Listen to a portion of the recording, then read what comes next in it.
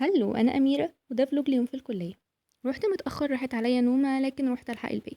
خلصت محاضراتي ونزلت مؤتمر البورصة للتنمية، واللي تم فيه توقيع بروتوكول بين البورصة المصرية وكلية تجارة جامعة كفر الشيخ، بحضور رئيس البورصة المصرية والمحافظ ورئيس الجامعة وعدد من كبار مسؤولي المحافظة وأصحاب الشركات المقيدة في البورصة.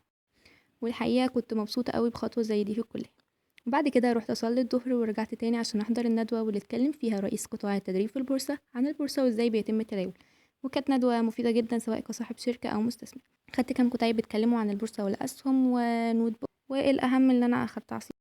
خلصت يومي في الكلية، رحت مكتبة وطبعت كام ورقة، وبعد كده رحت لمستر رائد، كان عندي ميتنج مع البي ار للتيم، وبعدها اتمشيت للموقف وجبت مارشميلو عشان بحبه. وانا في العربية لقيت واحدة بتديني الأذكار ففكرتني بيهم وقريتهم، وبعدها عطتني شوية وزعهم، ودي كانت من أحلى لحظات اليوم. وفي النهاية حابة أقولك اتحرك واسعى، وإن الخطوات الصغيرة هي اللي هتوصلك للنتائج الكبيرة. أصحاب الشركات اللي أنا شفتهم النهاردة كانوا طلاب عادي زينا في يوم من الأيام، لكنهم سعوا وخدوا خطوات. محدش هيوصل وهو واقف مكانه. وبس كده، ده كان يومي النهارده. متنسوش تعملوا فولو لو بتحبوا الفلوجز ومهتمين بتطوير نفسكم، ومتنسوش تصلوا على النبي.